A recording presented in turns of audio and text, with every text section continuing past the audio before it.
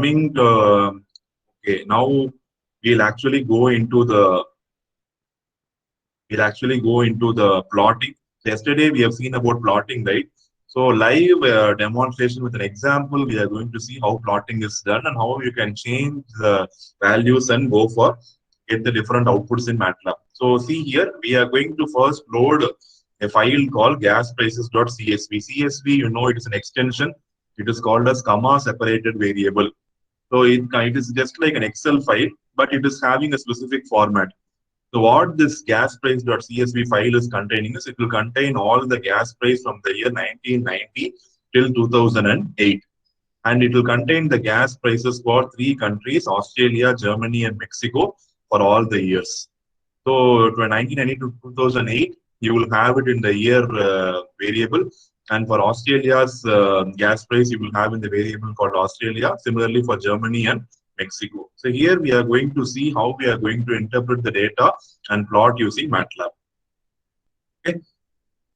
So you see, when you are going to plot any graph, you need to have x-axis and y-axis. So here, naturally, x-axis will be our year and y-axis will be the country. It may be Germany, Australia, or Mexico. That is what is given here. And I'm going to use the plot function.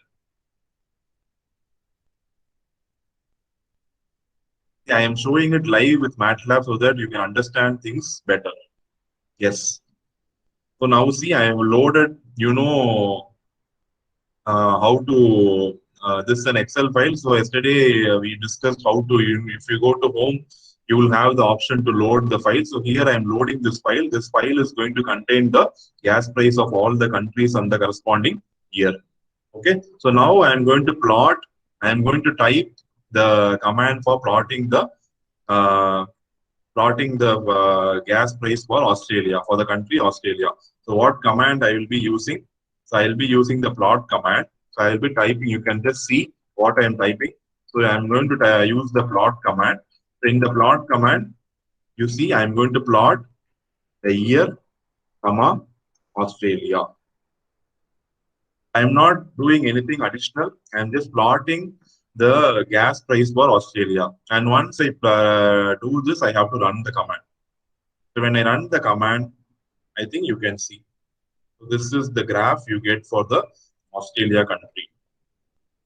Okay, this is the graph you get. The x-axis is going to be year and y-axis is going to be the data for Australia.